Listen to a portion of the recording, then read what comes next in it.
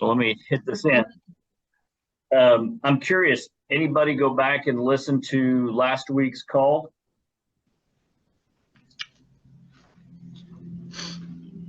Hey, Mark. Well, good. I would encourage you to. I didn't put it out on public. I put it out privately. I sent you the link. But obviously with Ted last week, it was high energy for 90 minutes. He's a wonderful guy. His personality exudes. But today we're gonna do this a little different. We're gonna follow a format, but do kind of the way that we've done everything in the past. And the first thing I want to do, I'm just curious. So last week, was really just introduction to 10X. And in my mind, it's more of how we think and shedding the 2X thought process. And I really believe, if I look at the news this morning, we got all sorts of political issues. Fitch downgraded the U.S. credit. Hey, the U.S. women can't seem to win a soccer game. We got some real headaches out there, right? But really, 10X is to me is about getting above this and realizing. I joke with somebody. I watched the whole AI thing on Netflix where they talked about the military and what it's doing, and I realized, man, I got no control over that. I need to really focus on where I want to take things, what we can do, something almost like elevate ourselves. So I'm just curious, did anybody leave last week's call, make any changes, have a win? We used to, when we do workshops, we like to start with wins so we get the positive vibe going. So I'm just curious, anybody have a win last week they want to share?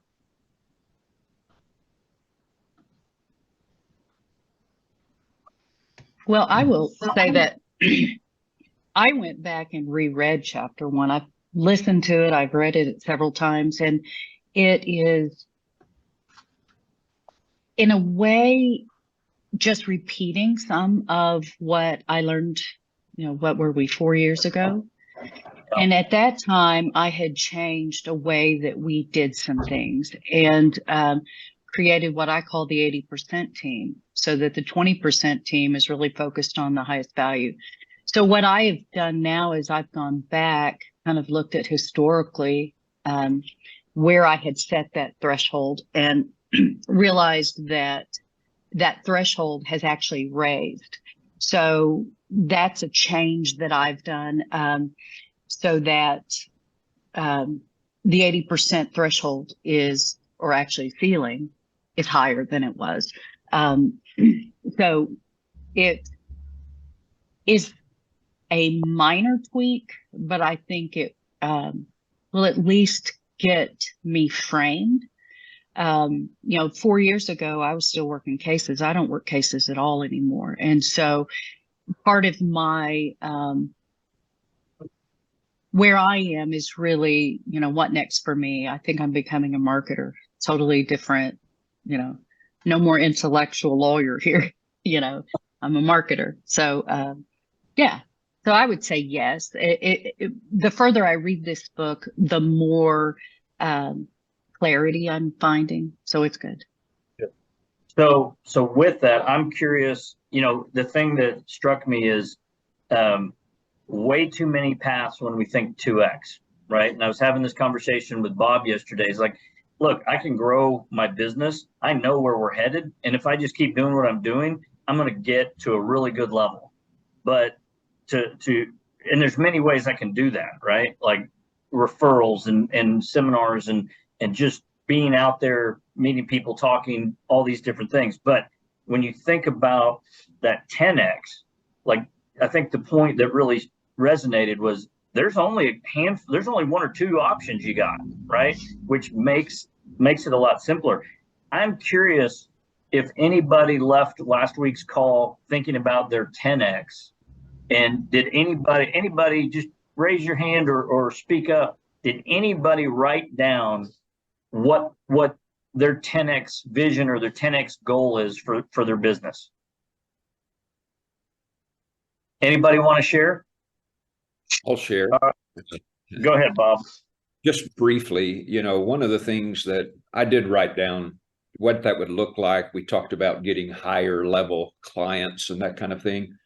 But as I went through chapter 2 this week and really focused in, and I took like 4 pages in my journal of notes and questions I want to ask myself, what struck me is I really need to gain clarity, of what that 10X is.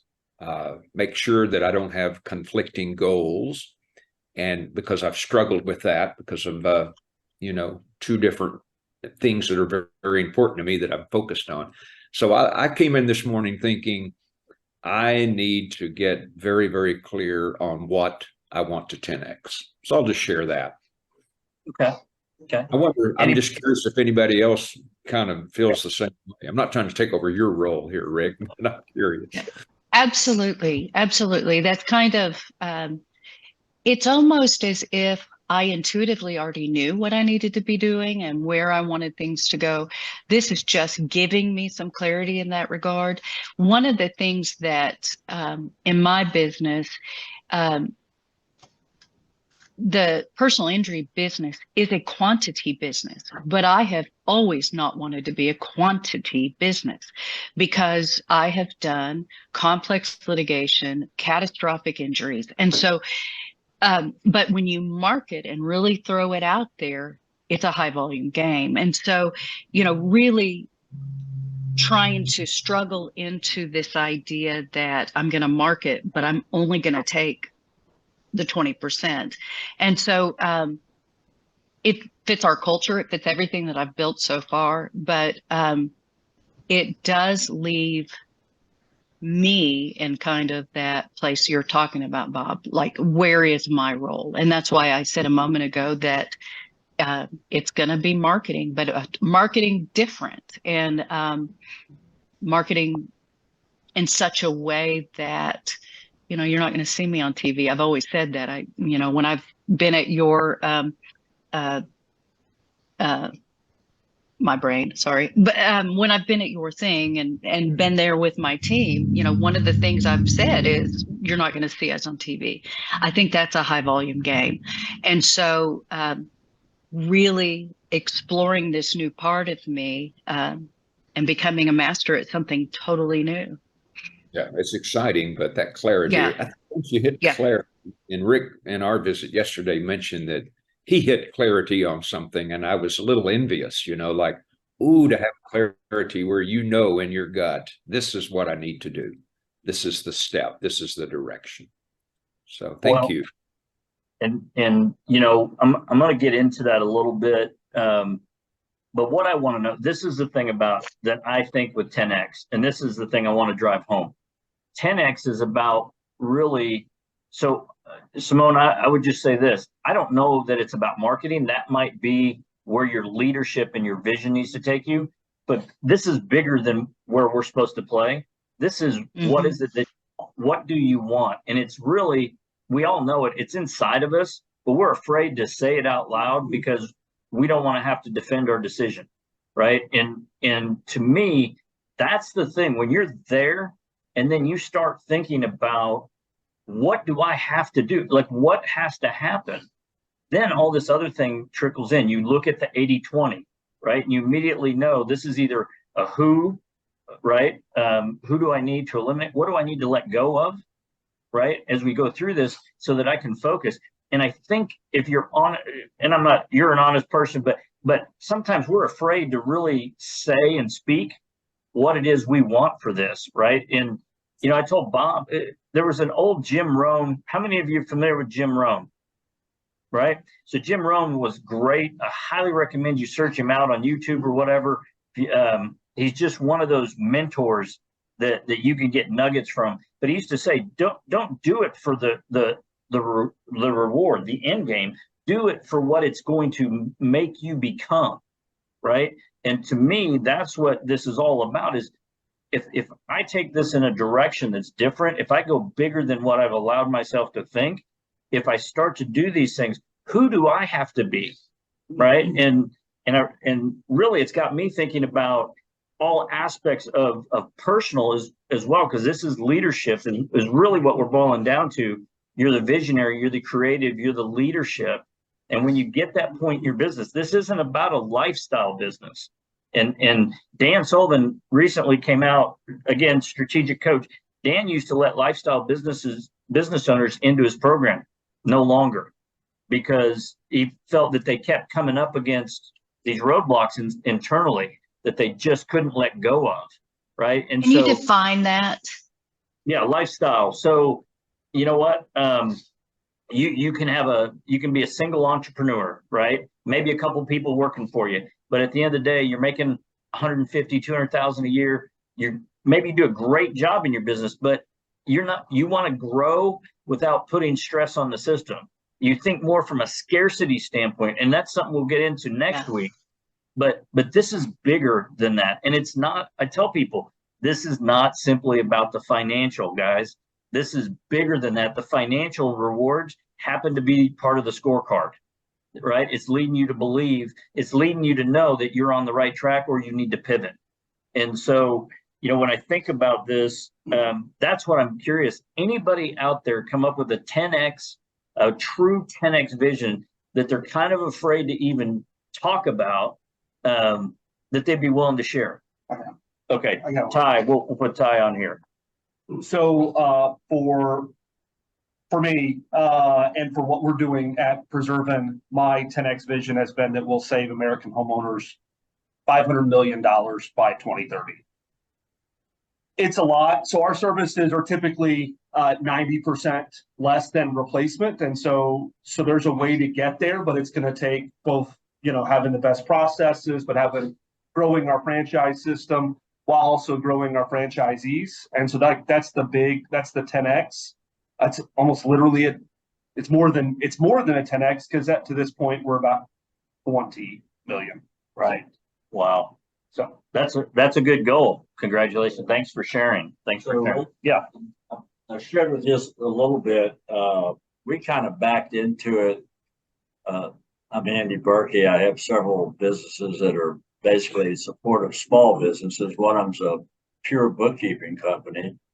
And we hired a consultant who came in to help us, see the future. What are we doing wrong? How can we grow? And he came up with some projections that we honestly said, that's stupid. That's impossible. And then I opened the first chapter of this book, and there's the impossible challenge presented to us. Right. And I said, we got to think different. We got to figure out how to do this. He sees we can do it. We got to see it. Yes. And so that was my aha moment from the first chapter. But we haven't figured that out yet, but you got to think different. So the whole purpose of, go ahead, Simone. I was just, and I don't know, Bob, if you've hit this, where I am having trouble with really figuring out what I want. Mhm. Because I've kind of gotten to what I wanted, and what I've built financially. I'd really, so I have a goal that I want each of my young partners to make $1 million in a year. That's not it could be my 10X, but on the other hand, I'm in this space where Simone doesn't know what Simone wants. I'm bored. What's next for me? Because I've created this self-managing thing that, okay, now what? Hey, Simone, let me ask you a question, because it's actually, and I shared this with Bob, and I'll just share it with you guys. So my 10X is $4 million in revenue, right? And I threw that out there because it makes me, I have to think differently. And one of the things I've thought of is I'm instantly working on the who's, right? And what do I need to let go of? But for me, what I realize is and I think you're in this possibly the same boat. What impact would it have on you for all your associates to make $1 million a year?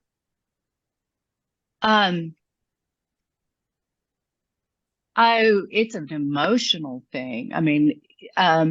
We struggled when they all first started. Harrison and I had a year, neither one of us brought anything home. And that was easier for me than him. He was, he's 15 years younger than me. You stuck it out, you were loyal, you believed in what we were doing. And money is a reflection of a reward. It's a reflection of what they have stuck it out. Me personally, I have it set up. It doesn't change me very much than what they have. But, it's like you said a minute ago, money is just a marker, that you've done it, And it's funny how we say that when we have enough money, right? Like when we're at different levels. But here's the point I'm getting at. You've got to remember there's 4 freedoms, and I'm actually going to be doing a lot more work around these 4 freedoms.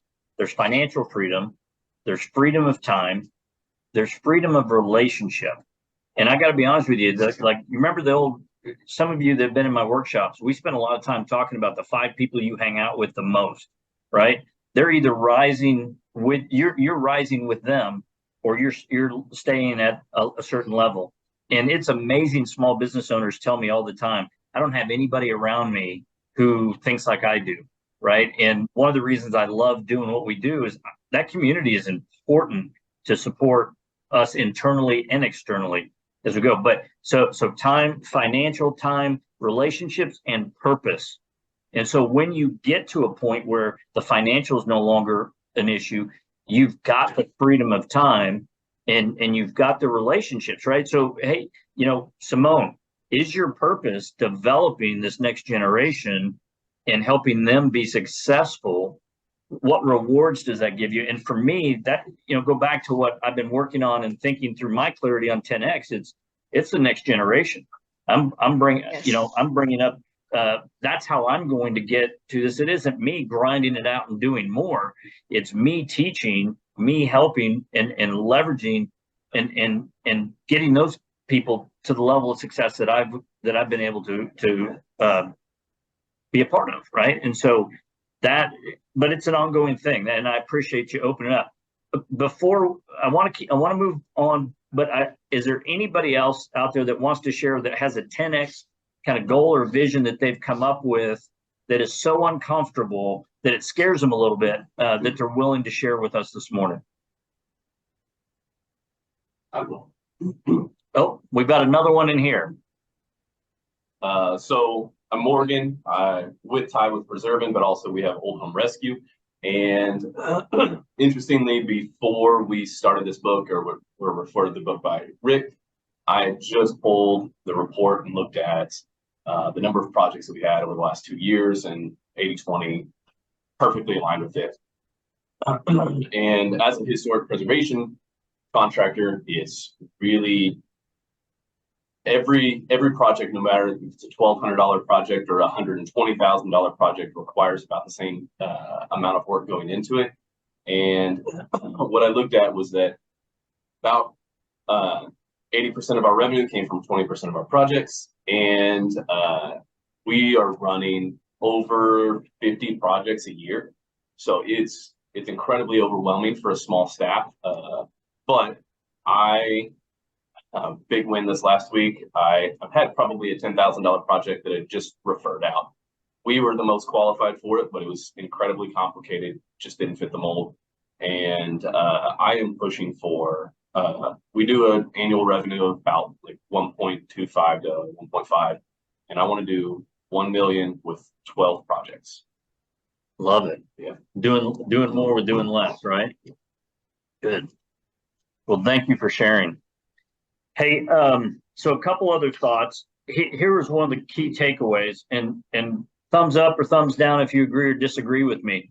But if you think about these 10X things, and again, I truly believe this is, especially in the Midwest, like we want to be humble, right? Like we don't want to toot our own horns, and I agree with that. I don't like ego. I think it's a very big distraction.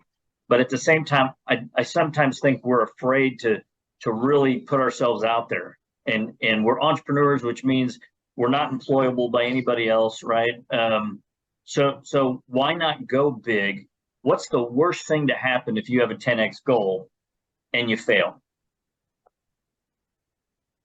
2X. Maybe 3X, maybe 4X, maybe 5X, right?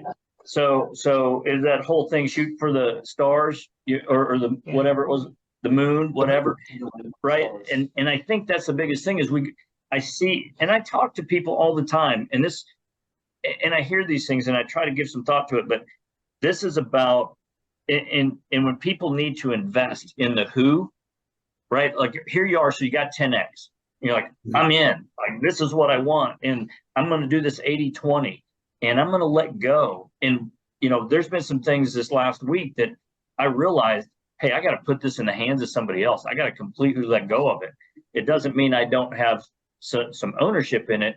It just means I'm giving it off to somebody else to let go of that. But accountability to this goal and being able to start to have these thoughts, it's about resourcefulness, guys. It cannot, for you to truly 10X, you got to get the scarcity mind. And again, we're going to talk about this next week, so I don't want to go too much into it. But time and time again, I've heard people go, I can't afford it, right? And what is it you can't afford, right? So to the point I think that was made last week, if you went through and eliminated 80% of the things that 80-20, right? 20% is what contributes, contributes to 80% of the success you're having. So if you wiped out that other 80%, how long would it take you to replace it? And the truth is, what Dan Sullivan says is most people say, oh, it'd take me a couple of years, right? Well, shoot, how many of you been in business for more than 2 years, right? 2 years is nothing. And so anyway, I'm just curious. I'm going to leave that and segue into chapter 2 with just this kind of request.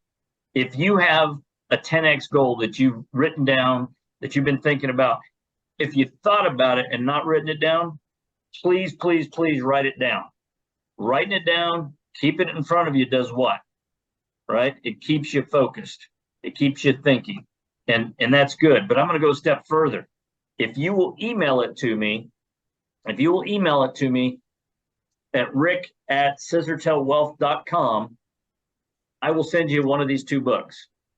Okay? And all you got to do is be brave enough to be honest. Don't send me that, well, I'm thinking. We all got it inside of us. And send it to me because I want to help be accountable. Okay? Fair enough? All right. So let's move on to chapter 2. It's interesting. So I think we were talking about this morning. I have read the book 3 or 4 times now. I've listened to the audio a couple times, and you pick up different things at different times. So what I want to know is, in a couple words, those that have read chapter 2, was there anything that jumped out at you as a major theme? Getting your current identity. Okay, so What did he the comment, say? shedding your current identity. Everybody see that when they were doing that? Okay, so what does that mean?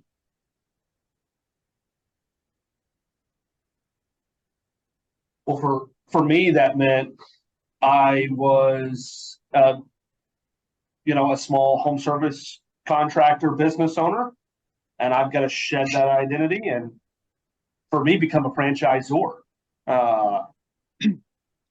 which I don't even know what to do with that, but that's what it meant. You need a good lawyer. Yeah, there you go.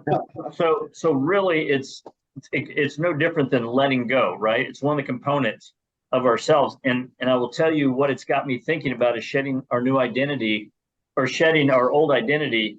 This is about mastery, right?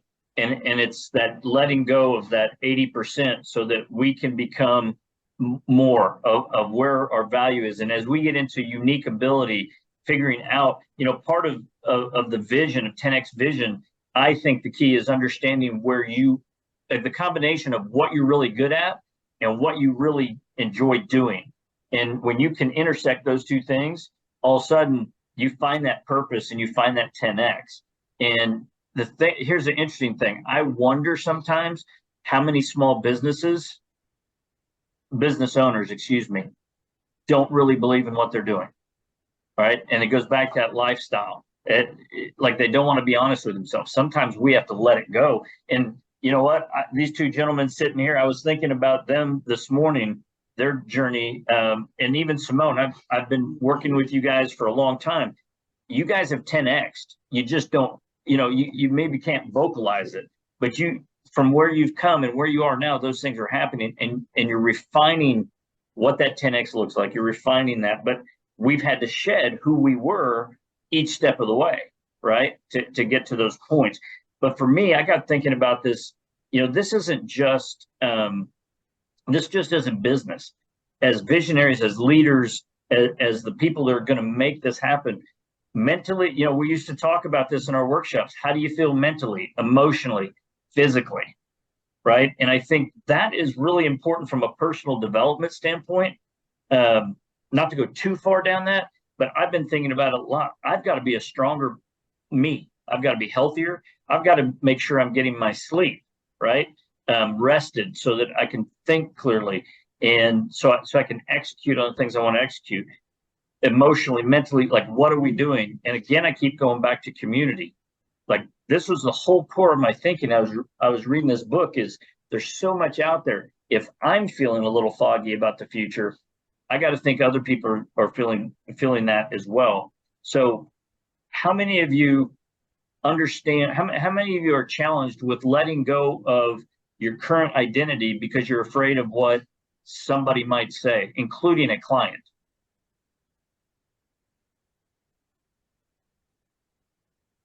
Okay, Mark, you give us a little color on that, if you would. Oh, hang on, let me unmute you. There you go. That better? Yes, sir. Okay, so there's just I don't know if the word is reservations, but just apprehension. You're talking about, all of us are talking about uncharted waters for some of us, not all of us. And so 10x is a big deal. We're a 20 to 22 million dollar a year company. And so what's been running through my mind is, one is, do I have the who's, the people here that would be up to the task, up to the challenge, number one. But then number two, and I'm looking forward to visiting with Ted about this later this month with his session, is how best to take these the 10 time versus 2 times principles, how best to apply those in commercial construction. A lot of people are in a lot of businesses where 50 to 75 or 90% of everybody on the planet might need your services. A lot of people need accounting services. A lot of people need legal services. Most people own or rent a home. Commercial construction, the opportunities that are out there are dictated by others.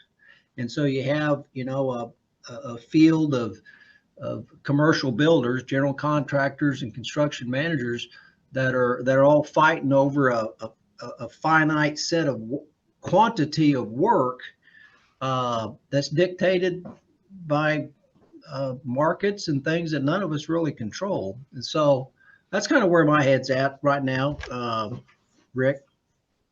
Well, I have some suspicion. I know what Ted's going to say, but I'm not going to go too far in that. Okay, yeah, don't spoil it for me. Yeah, but I think that, and this is the part, I said this last week, sometimes we throw excuses mentally, or at least I do. And I'm like, this is Oklahoma, right? When I lived in Dallas, man, wealth management business was 10 times easier. There's just more people, right? Mm-hmm. And then you come to Oklahoma, you're like, but then you think about it, and that's not really true. You just have to attack it a different way, right? And the thing that comes to my mind, Mark, when I hear you is, okay, so 10x would be, hey, look, if you could grow your company to 300 million, right? That'd be pretty hairy, audacious goal, right? 10x. So, right. So the first thing that comes to my mind is, who in your industry does half a billion dollars in revenue? Who does $1 billion in revenue, right? And what's different there? I think like, that's where my starting point is. Not that they're doing everything right. But I think Ted will have a little more, a little more to say on that as you go through. But, and I would love to hear what he says. So we'll circle back to you. All right. Well, listen, so on this, really what shedding the old us, if you think back to the first story of the young man who started Merrill Lynch, what was interesting to me is obviously I can relate to that journey. And I told Bob yesterday, I said, in the wealth management space, we used to call it the brokerage business or financial advisor or whatever. It just changes to make it sound more appealing than it is. But I used to cold call. That's what we did. And there were 100 advisors in this bullpen, and we were just picking up the phones. And I always started with the Z's because nobody called the Z's. We actually used the phone book, right? And here's one thing I learned about that. It was the hardest part of my life, my career. Hardest part is to pick up that phone and interrupt people at dinner, right? But every now and then, after about your 50th call, somebody would have an interest. And what was interesting about that is I would say, look, I've got this idea. They go, yeah, I think I'm interested. And I said, well, would you take 100 shares, right? And that I thought that was successful. And then something would happen.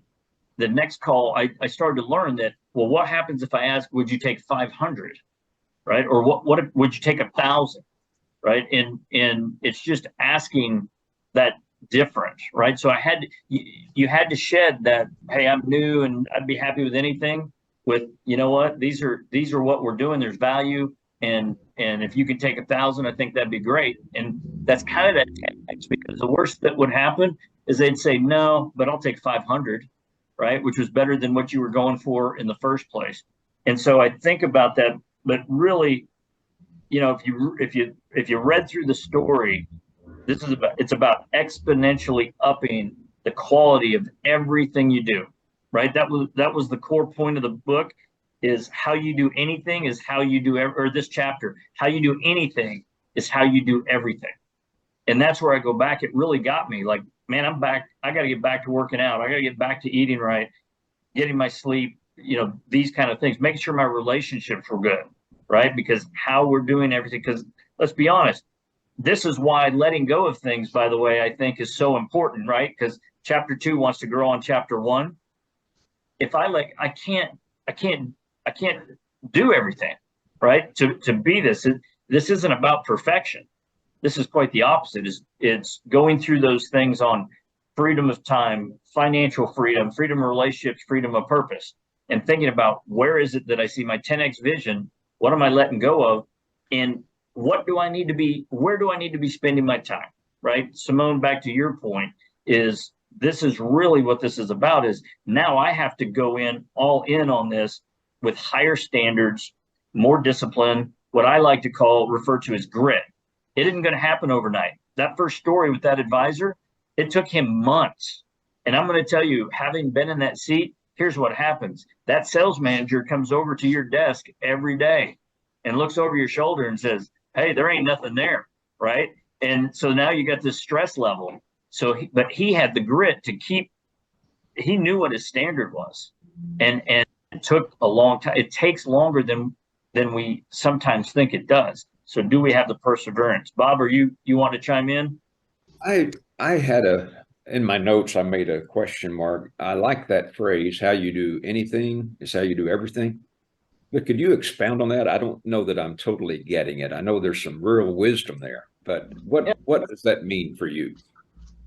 For me, it goes back to, I'll put it this way.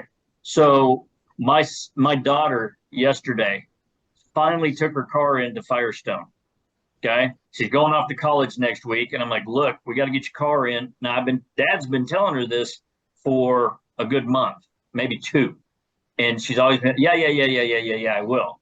She ended up spending 6 hours at the Firestone yesterday because they had to do some brake work and they did some other things. And I told her, I asked her what lesson came from that, right?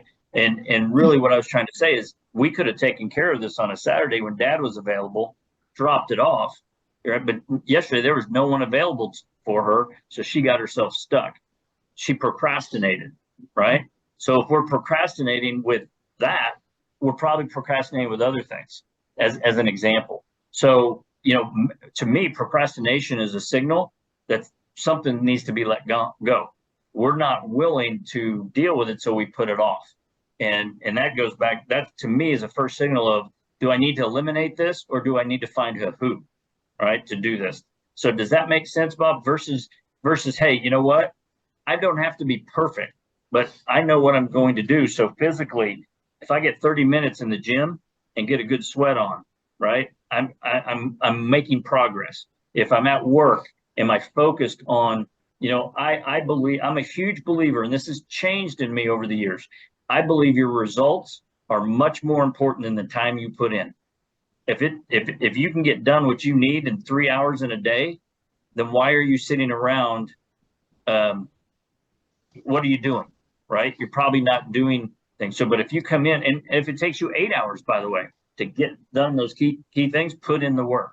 And so that's what I think Dan's trying to say is how we approach everything, or anything, is how we approach everything. Does that make sense? Yes, I think so. What I heard is when you identify an area where you need growth, then it's probably pervading many areas of your life, like the procrastination example. Okay. And everything else has to be let go. I'm having this epiphany that I think what we have to do, where we get stuck, is our inability to let go, right? Whether it's 80-20, whether it's who, if I have to procrastinate on something, that'd be my question to you. If there's something that is on your to-do list, but you've been putting it off, the question is it something that needs to be attacked at all? Should you let it go, give it off to somebody else, and move on? And when you find your 10X, see, all this cascades into itself, guys. And that's what I think so exciting about it is once you have that 10X, you understand those freedoms, and you see where your unique ability is, where your value is, where you like to play, anything else. So all of a sudden, how do you not do everything exactly how you do anything, right? Because you shed all that other stuff. Okay. Got it? That was from the first chapter when the real estate lady hired an assistant. Yeah. And things just started blowing up. And after that, yeah. And that's what they do. Yeah. Anybody disagree? Anybody got a comment? That's good. That was good. That's a good analogy, Rick. How you do anything is how you do everything. Procrastination, if you develop a bad habit of becoming not task list oriented, for example, that bleeds into other things, a lot of things. So good. All right. So who can tell me what the 4 C's are? All right, Lexi, go ahead. You're on mute.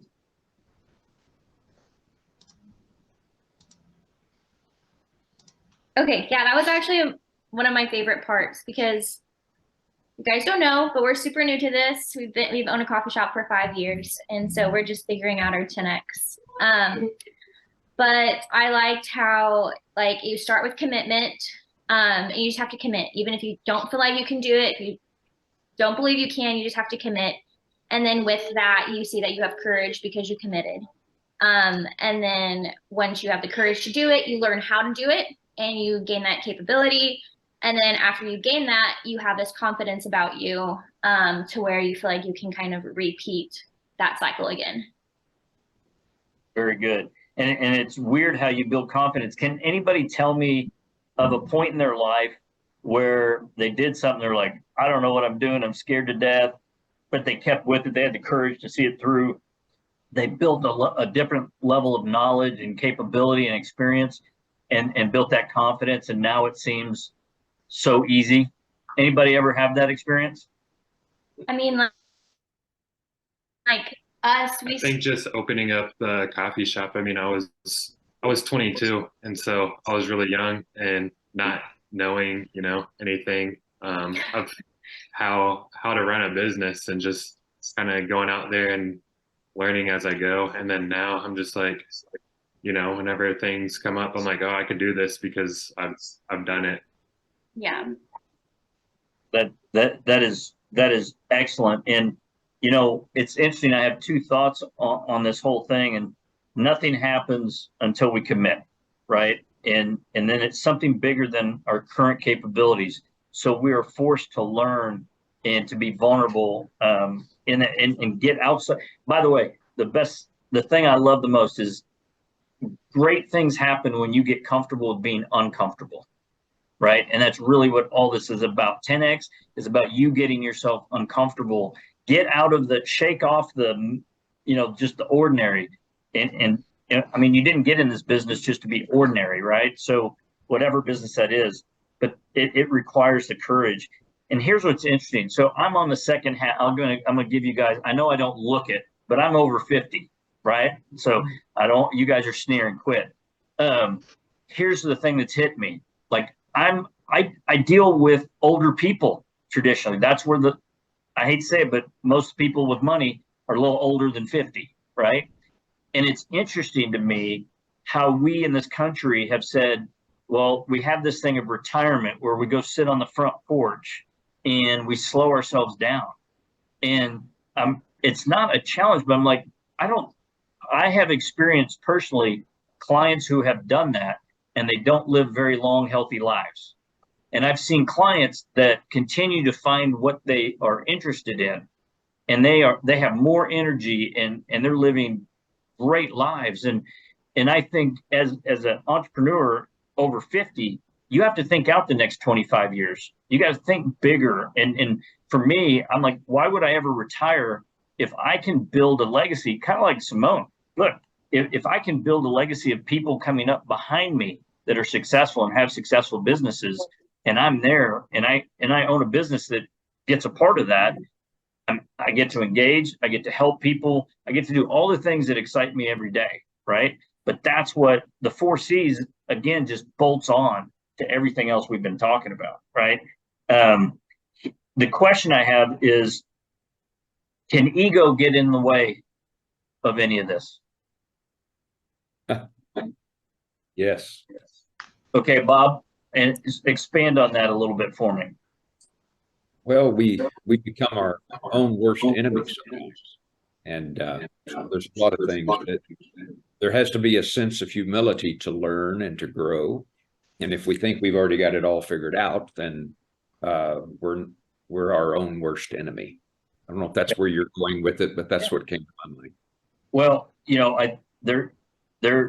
we all know people that, you know, their ego won't let them admit that they need help. It won't let them admit that they need to think differently, right? They get stuck in these patterns, and you can't do anything for them, right? And it's just a hard thing. And that's where I think you've got to be willing to go, you know, hey, let's put the ego aside a little bit and let's really look at this from a true sense. The other side of that, and I've already hit on it, is, you know, I look at this as two sides of the coin. The things that can impact you negatively through this whole process are ego and scarcity mindset. And because we all deal with scarcity mindset, and it comes out in ways like, hey, I have enough, right? Like, why do I need to do this? And that isn't an answer. That's the defense mechanism coming in. That's a scarcity thing. This isn't about the financial. If you think this is about purely the financial, then it's the wrong group to be a part of. Okay. And I know everybody in here, and I know we all want to make money, right? But it's bigger than that. But that scarcity of what we tell ourselves to make ourselves feel better. You know, I've got a friend, very smart friend, but he thinks business owners only get ahead because they're crooked and take advantage of people.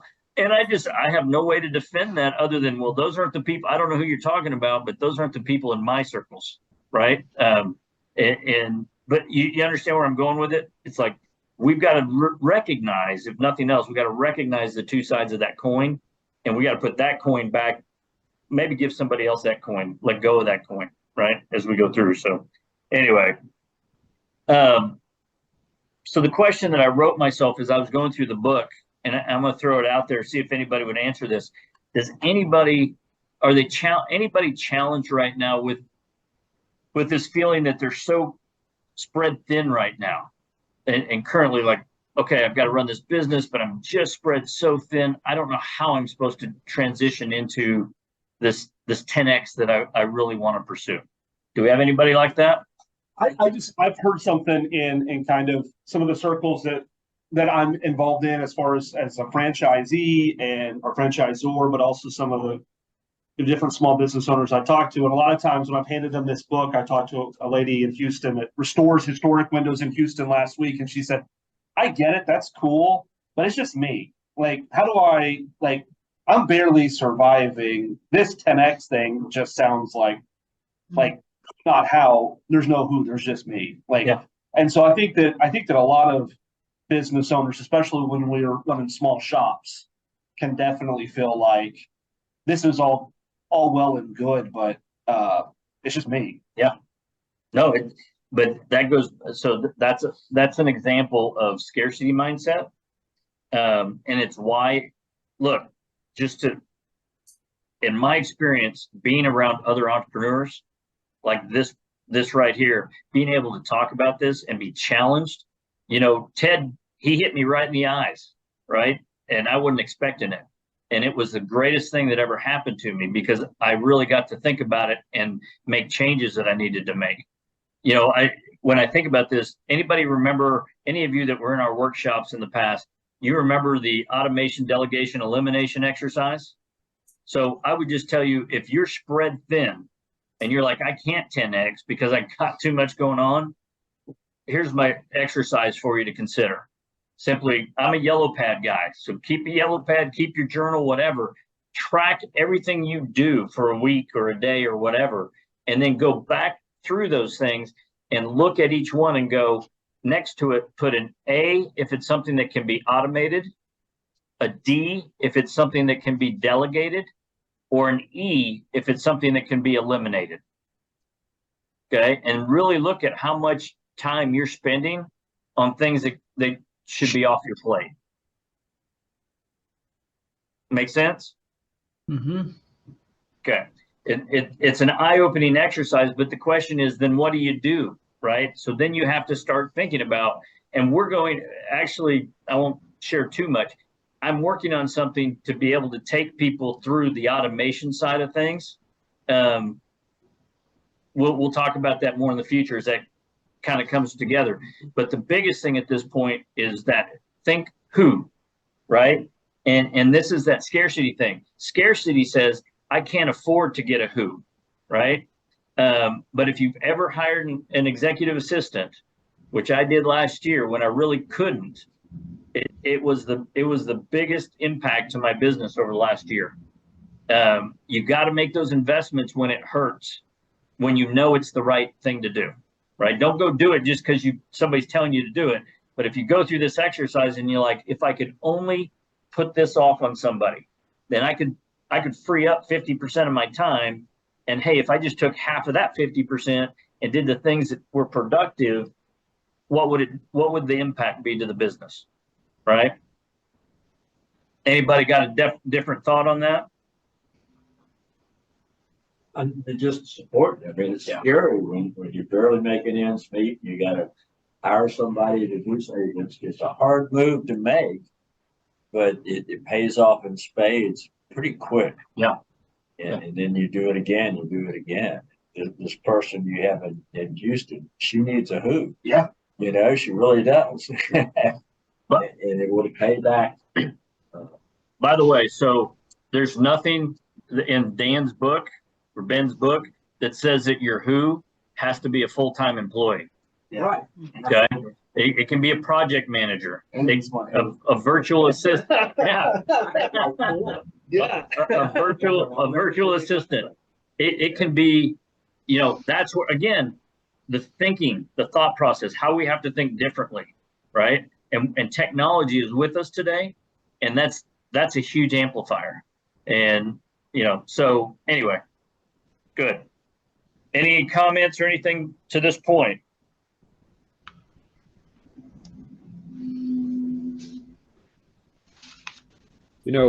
Rick, one thing you were asking earlier, what spoke to us, and the little analogy he had about you get what you're looking for.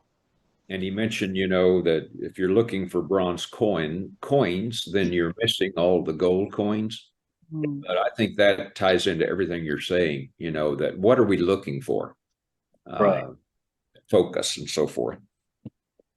But yep, absolutely. So, you know, again, I wrap up the story with Chad. You know, the quote that I saw from the book that Chad was talking about, Chad's the guy from Merrill Lynch that went on, opened his own RIA firm. He's raising his standards constantly. You identify as a, I'm sorry, I can't read my own writing this morning. Your identity as a person is what you're committed to. Yes. Right? And I thought, that anything that challenges you to think about what your identity is, right? Like, and in this world, I don't know if you feel this way, but sometimes I get painted in a box. Like, you know, I'll never forget a lunch I had with a CPA one time, and I had gone through and got my certification in exit planning, and we were talking, and he looked at me and goes, "Well, what makes you the expert?" And I thought it was one of those questions where, like, well, I never said I was the expert, but it made me think, am I fooling myself, right? And what I realized was that was his scarcity mindset, not mine. Because the reality is, I've never said I'm an expert. I have disciplines, I have process, I have experience. We bring these things to the table, right? But we get put in boxes. I own a coffee shop. Well, I'm limited, right? I can't do events, right? So you see what I'm saying? It's really, who are we? You know, what are we doing? What are we committed to doing? That our identity is in ourselves, not how other people. We have no control over what other people are going to view. And in my experience, most of the time, how they view us or comments that are made have to do with their own internal struggles. They don't have to deal with you, right? And what you're trying to accomplish. So I thought that was pretty good.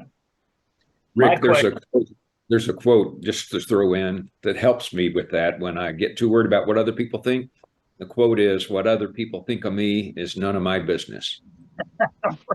Just kind of helps me whenever I'm feeling pain from something someone said.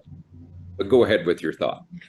So, well, on that same vein, like I think I said this last week, we're having a conversation about, in the end, none of it matters, right? And to me, that's huge to think about that comment. It can mean, hey, I don't have to worry about my health and my mental and all. I'm going with the flow. None of it matters. I don't think that's the most constructive way to take that. I think the thing of it is in the end, it doesn't matter. Nobody's going to, when we're gone from this place, the impact can matter. How we got there and what we did that was unconventional, that really doesn't matter, right? Nobody's going to remember that. Nobody's going to comment on it. And so to me, that's a very empowering thing to think about. And again, it goes into, this is why I think, and the biggest suggestion I have is to think about the 5 people you're hanging out with the most. You know, there are people in my life that I've let go, like they're no longer in my life. There are people that need a little less of my time, right? Or I need a little less of their time. And then there's people that I confide in all the time. I'm trying to, you know, just connect. And for me, I'm privileged. It's bigger than 5, right? And I think that's the true, being able to have the freedom to hang out with the people you want to have relationships with, hang out with those people. That goes into your standards. And my question that was going to follow up with this is, okay, if you identify as a person, if your identity as a person, boy, I'm having trouble with that one today, is what you're most committed to, that requires standard. So what about you, right? What are the standards that you're holding up for yourself, right? And again, I want to get away from this whole perfection thing, because in life, perfection is a negative thing. It's a scarcity thing, and you have no control over it. But what is your standard? Do you get up in the morning and go for a walk, work out, read the Bible, spend time with your family, whatever? Do you have that standard? What about work? How do you approach that work? Do you just show up and go through the motions, or do you have an objective? Are you working towards 10x? Your relationships, so I'm curious, what are your own minimum standards for yourself?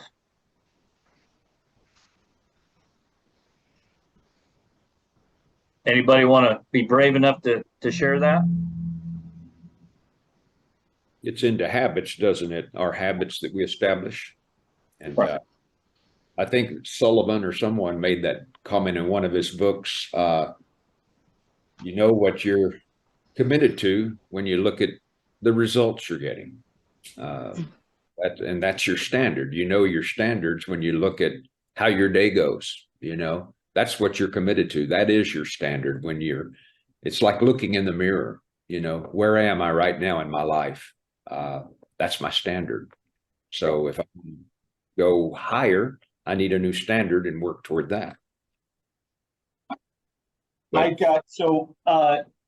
This saying always sticks in my head: how to eat an elephant one bite at a time, right? And so for me, since reading this book, my standard's just been just to pick something and 10x it every day. And it doesn't even have to be a big deal. It doesn't always have to be about business, because some days you just get locked in the grind of life. I mean, goodness, Morgan and I were talking about this yesterday. We're on the end of the summer vacation with elementary school children at home. And sometimes you're just barely surviving, just ready to get these damn kids back into school. But if I could just 10x like one thing, if one thing could be 10 times better, and it's really surprisingly easy to do that. Just one thing every day, that's my standard. And over time, I imagine like the whole business or my whole life just kind of goes up with it. I love that. So I'm curious, because this is a good point. So again, think through that 10x vision. Think about everything we've talked about, from 4 C's to letting go to who and everything we've done. It's raising your standard, right? And so what I wonder about is what would happen if we dramatically elevated your standards. And the other side of that is, there might be somebody on this call that says, that's great, but I don't want to raise my standards, right? And typically that goes back to how we feel mentally, emotionally, and physically, right? And that's the scarcity part of it that we have to fight ourselves through. So I encourage you, if you're thinking that way, hey, shoot me an email. Let's talk about it. Because I think once you kind of understand, it isn't, to Ty's point here, 10x, what's the time frame for you 10x in your vision, your goal? Your life. In the book, did Dan give you a time frame? No. Right? So really, it's, if you think about it, it's, look, over the next 90 days, can I move the needle 1%? Right? And then next quarter, 1% off of that. And that's compounding, right? So we don't have to get overwhelmed with, I have to do this right now, I have to be this. That's how people get burned out. And that's, I think about, like, is this what separates the top 10% from everybody else? I've been thinking about that a lot lately, because we live in a time where, we're seeing this separation between everybody else. And I know that the world's not a fair place sometimes, right? But I also think that there's habits, there's elevating our standards to some level. And so I'm wondering, I don't have the answer. It's not a right or wrong thing, just something that I've been thinking about. So, and I go back to the Jim Rohn quote, another Jim Rohn quote: don't wish it was easier, wish you were better. Right? And that's, like I said, that's just a 1%. So here's my challenge on this. Everybody that's on this call, please write this down. Over the next week, I want to 10x blank, and give some thought to just one little area where you can make just a small incremental change. And by the way, again, that could be, I'm going to let go of something. I'm going to automate something, delegate something, right? I'm going to eliminate something. But it could be, I don't know, it's unlimited, right? When you really think about it. And you go back to, if you have a hard time putting that kind of in a bigger, broader context, go back to the freedoms, 4 freedoms: financial freedom, time freedom, relationship freedom, purpose freedom, right? And think about where you can just, so write that down I'm going to ask about it next week because I'd love to see where we're going with it. Okay. All right. Questions, comments as we move forward.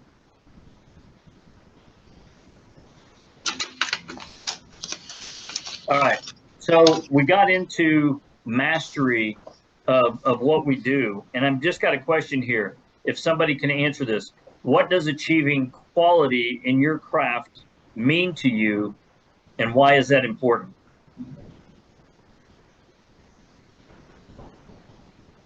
It's everything to me. Okay. Why, Simone? It's everything. Well, childhood trauma, but you know, it really sets us apart. You know, that is something that we're very proud of, is the quality of what we do.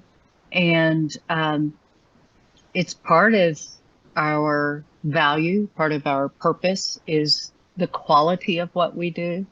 And then it goes back to childhood trauma. So, but I have a team full of people committed to it.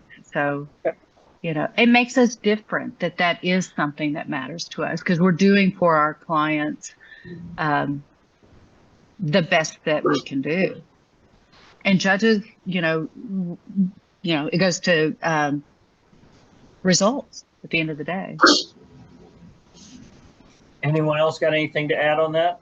I have something. So craft can be, in my industry, kind of a dirty word, not because the craft is bad, but because in that kind of typical like E-Myth scenario, the craft is gets us locked into not being able to 10x. And something I've been thinking about since we started this ego issue and shedding your identity is that it's finding a new craft to master. I think for those on the call who are just getting started, and so they're going from being a whatever to what's next, you know, like going from being an actual technician to being a business owner, or for those of us who are on the call who've been a business owner for a while and now we're wondering what's next or how do we do what's next. The challenge for me is understanding that I'm in a new craft and learning that I have to master that new craft, because I've had to leave something I'm an expert in and go into something that I'm a novice in. And I'm not, you know, and that's an ego challenge for sure, because I really like being the expert. Me too. Yeah, right? Yeah. Yeah, Ty, Take- I am right there with you, which may be what drives the quality issue, because I was really good technician, very good. And so when you're pulled into, now I'm a business owner, now I'm an entrepreneur, I'm not even really head in the game like everybody else. It's an identity shift. It's, yeah. Okay, so Simone, so I think Ty kind of locked in something here. It's shedding your identity, which we've talked about. It's commitment to a different, and I hadn't thought about this, but maybe your craft is different. Maybe it's not what you think it is. It isn't the legal part. You've already got that down. Your craft is different, right? Your quality. I agree. Yeah, and to Ty's point, that I hope everybody's following that. I think that's a pivotal thing as we look at it, because we're good at. You're successful. If you're successful as a business owner, then it's a given that you've been doing this long enough to be good at what you do from a technical standpoint, right? Mm-hmm. And we talk about it all the time. Like we try to build referable, unexpected moments for our clients to go above and beyond. We want them to have, you know, unexpected experiences with us that they're like, these are my people. They care about me at a different level, rather than just trying to sell something or that. But at the end of the day, it's bigger than that, right? It's who do we have to become? And I thought about this, and I took this from the book, the reward. So once we figure out what that craft is and how do we achieve the quality, the higher quality, that standard, the reward for higher and unique quality are not linear, but they become exponential. So, but what I'm hearing you guys saying, what's starting to come to my mind is maybe Dan meant this at a different level. It isn't about Bob. It isn't about the bookkeeping, right, Andy? I'm just, are we saying the 10X, we've got to learn a new craft? Right. That's what I'm hearing. We've got to become higher quality in a different craft. And what it is leadership, Yes. right? You got to leave the craft that you had behind. You have to shed that to become what you need to 10X this whole thing. Anybody else? You know, comment? Rick, I just hit the part of the book where you backtrack, and I know I'm way ahead of for our purposes here, but I think that will be illuminating to see the 10Xs that have already been achieved along the way, and to really kind of think about how that identity has changed along the way. I think I am to that point. There's a new identity that's trying to come up, and I'm just not allowing it to. I mean, that's a new craft, and I appreciate Kai putting it that way. Yeah. Anybody else? Does that make sense, guys? By the way, for those of you that don't know what Simone's talking about, so we tend to fall into these gaps, right? Where, oh my gosh, I'm having a bad day, I'm never going to get there, and a spiral. And one of the things, and we'll get into it, we'll go into more detail, but if you'll just step back, don't measure against your 10X, right? Like never, that goalpost is going to keep moving, guys. Your 10X today, right now on this call, chances are it's going to be different 6 months, a year, 3 years from now, right? But what you need to do is think about where you were, and Lexi, I'll pick on you. Think about where you were 5 years ago, and the people you guys have become, and all that you've accomplished. That's 10X, right? And when we tend to measure from where we've been and not towards where we want to be, we kind of keep ourselves out of those. You start to understand that sometimes you just have a bad day. Sometimes things just happen. They come in waves, right? But you're still making progress because you're not the same person that you were 5 years ago. You're not in the same place you were 5 years ago, right? Makes sense. And that's what Simone's talking about. We'll get into that a little bit more. I needed to hear that. Thanks. Because in my head, I'm like, I'm brand new. I haven't 10X'd anything. But I'm like, okay, well, I have been in business for 5 years. And I was just behind the bar checking every single person out. And I have been able to walk away from that. So that is kind of little 10X on its own. So, thanks. Yes. So my question, any other comments on chapter 2, any insights that maybe, or questions that you've had that we didn't cover?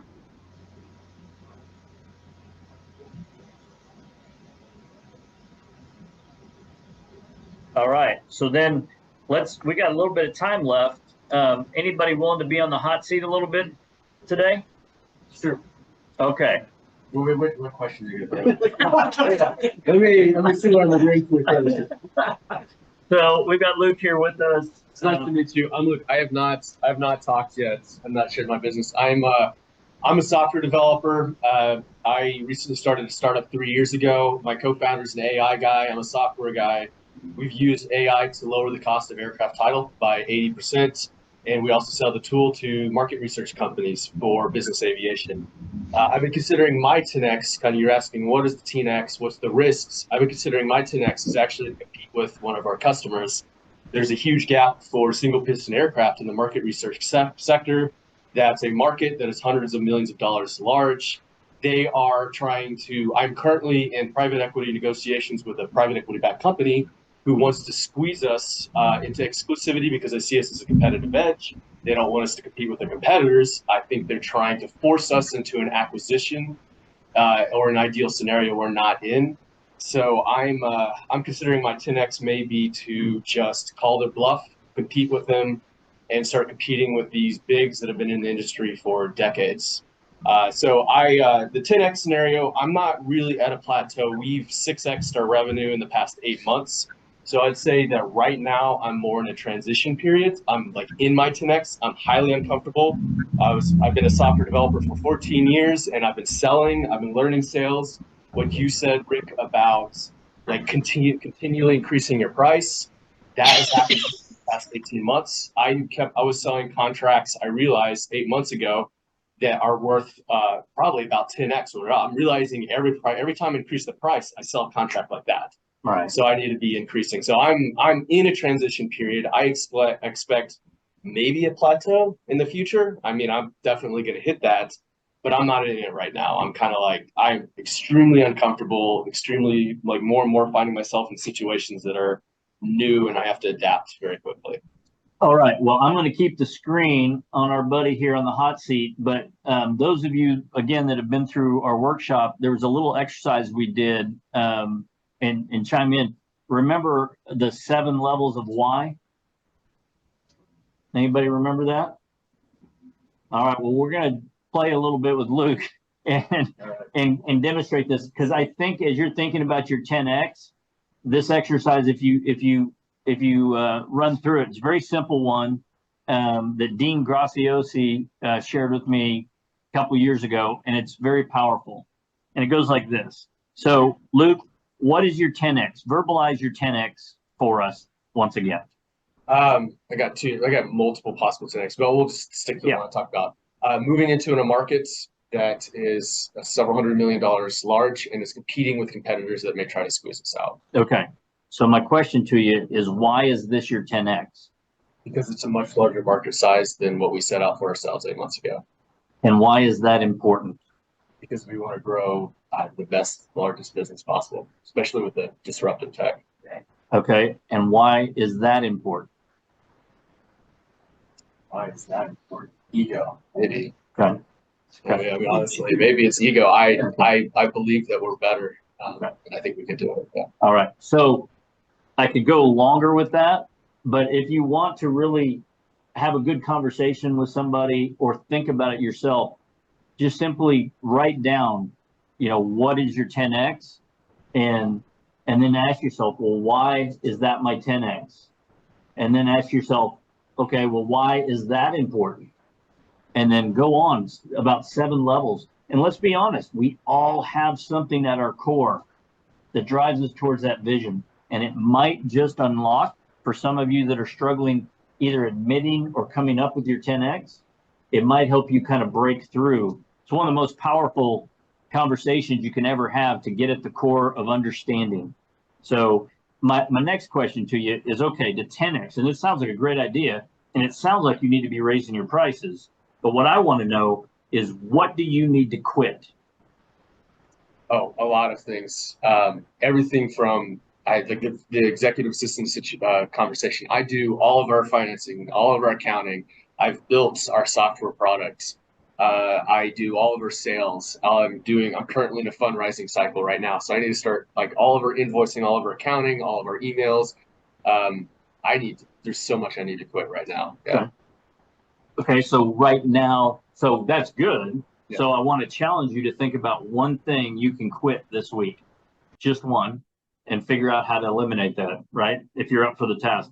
But what I want to know is, then what do you need to be committing to for you to hit these 10X goals?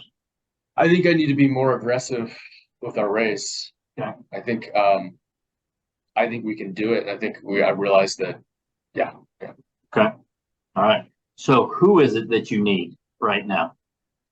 I need to be reaching out to probably my network a bit more. Yeah. But why reaching out to your network? I think I've been procrastinating on reaching on the raise because I think I've been afraid on what people might say. Right. We've raised about 25% of it, but I'm thinking about doubling that. So yeah. So what control do you have over what somebody says or how somebody responds? No control. Right. Yeah. But you can control who you talk to, how you talk to them, and what you want. Right. Good. Hey, let's give it up for Luke. Appreciate that.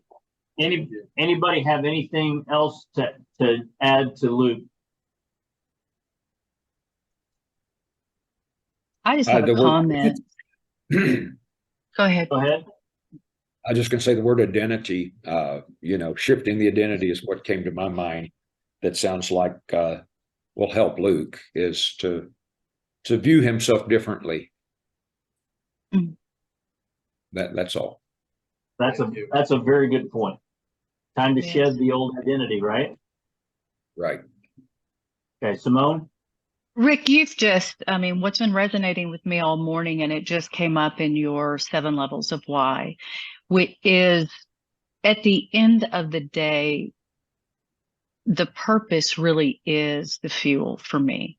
The why is really the fuel for me. And while I'm trying to figure out, I'm at my age, I'll be 56 this year, and I really am in the age where in my business and with the age of my young partners, I am really in a transition place.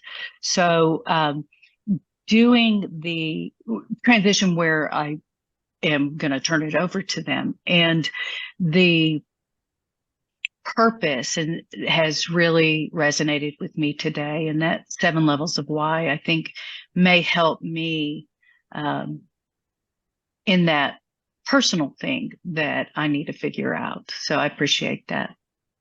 Yeah. Well, I think that, like I said, what I see happening with this book is, the first part of anything to change is mental, is the mindset, right? And by the way, that's shedding our old self, right? Because if we can't get there, then we might as well not waste the time or the resources. But if we understand that concept, whether it's 10 years, 20 years, 50 years, whatever the time frame is, it's the journey, right? Again, it's not about hitting the ultimate goal. It's about what it's going to do to you along the way. And I think that's powerful. Guys, so, we're coming towards the end. What I want to encourage, if you've got any thoughts or comments, please share them. If you want to send me your 10X, and even if you're like, hey, I'm thinking about it, this is what comes to my mind now, but I'm still working through it, send it to me. I want to know. I want to see it. I want to see what we can do to help you, because I think this is critically important.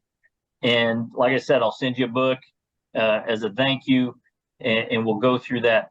If you want to if you don't have the link to last week's video, I'll include it in the wrap-up email with this video, so you can watch it again.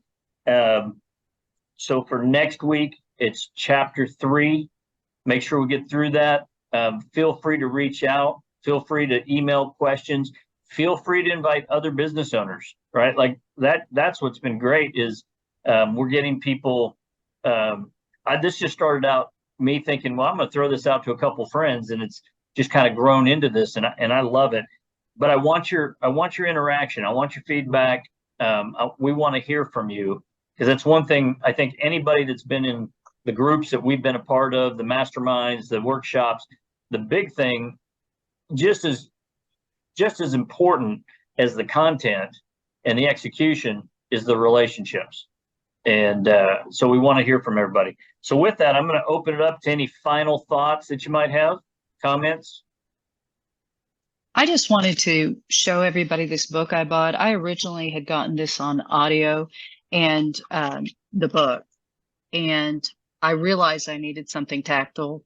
I ended up getting the book, but this has been a good exercise for me. In lieu of journaling, like Bob's mentioned, this is kind of a journal that has all the prompts and the questions. And if anyone, I got it on Amazon, but it has kind of made me think, made me inquire. So I'm not just reading it, I'm actually digesting it a little bit. So I just recommend that. Okay, outstanding. Anybody else got a comment or suggestion they want to share? Hey, Rick, it's Jackson. I'm in an airport, so I apologize if it's loud or anything like that. But I had to jump on a little bit late here with the delays. But one of the things I heard in the exercise you were just doing and kind of continuing to ask that question, why? I think a lot of times what we do is we may ask 3 or 4 times and we get something that's satisfactory to us. but that's not the real answer. And I have to remind myself sometimes to look back at my middle daughter, who started talking when she was 10 months old. She's 9 and has ceased to stop talking. But I'll let her ask question. I'll let her ask the why question until she finds the real answer. I remember one time we were driving and I let her ask 64 times why until she got something she needed, and it was the answer she was looking for. And I think a lot of times just we get busy and we've got a problem or a question, and we'll find the quickest, easiest solution instead of taking time to drill down to that why. And as we're looking at getting these deeper issues and finding our core purposes, I just want to encourage everybody, like, hey, you don't have to stop at 7. You don't have to stop at 10. You can go to 64 if you have to. Don't stop asking why until that real answer, you can feel it inside you. It's not going to be something that solves the problem, because there's lots of answers that could probably solve the problem. But you'll feel it whenever it's the purpose answer. Excellent, Daxton. Thank you for sharing that. And sometimes being honest with ourselves is the biggest challenge, right? And that's why it takes a friend, the right kind of friend, to sometimes hit you between the nose, with a comment or a suggestion, because sometimes you can't see it right in front of you, right? So, all right, one last round. Anybody question, comment? Just a comment to say thank you for putting this together and the facilitation. It's been excellent so far, and I'm thrilled to be able to meet these new people. A few of you I've met, but I think this is going to be fantastic as we help one another. There's a proverb in the Bible: as iron sharpens iron, so one person sharpens another. And so I feel sharp. Good. Well, I appreciate that. And, I was very nervous after having Ted launch us off last week, because, sometimes it's hard to carry that through. But have no doubt, I have lined up a couple surprises along the way, pulling from my network that I'm very fortunate to have. So, but next week I will be leading it. I'm going to lead it from my house next week, as I'm taking off for Oxford to drop my daughter off at Ole Miss. But we will get started at 7:30. I'll have an email to remind you, as always. And I appreciate it. I hope this has been beneficial. Shoot me some comments, anything, if you'd like to see something done differently. This is really for all of us to grow. And then I'll just leave you with, don't walk out of here and now go be reactionary all day. Give some thought to your 10X. Think about one thing. This is your challenge for the week. One thing that you can do to start to move your needle towards that 10X vision. So with that, guys, I wish you the best. Stay safe, stay cool. Let's go make some change. Thank you. Thank you.